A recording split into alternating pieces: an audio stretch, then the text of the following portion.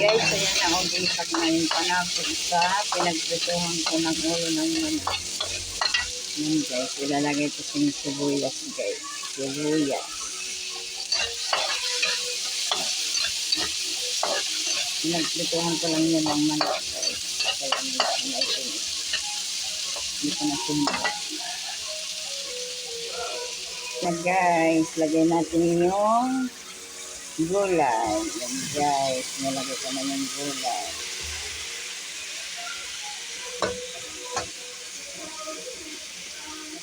Gulay. Saka lagyan ko siya ng tuyo.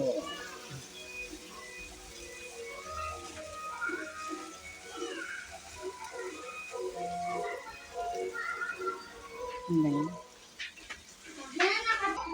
Takpan muna natin guys hanggang ano siya, lumambot yung gulay natin guys.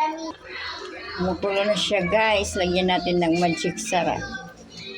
Ayan guys, para mas lalong sumarap. Yan ang sekreto ng pagpasarap ng luto. Lalagyan ko siya ng magic sarap. Tikman natin kung tama na yung timpla.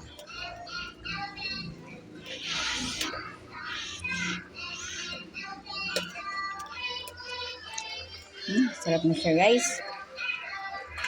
Takpan muna natin siya guys. Para lumambot na yung gulay guys.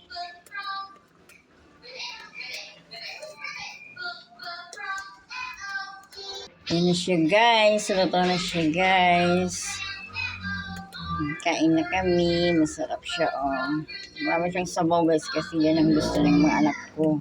Mahilig sila sa sabaw.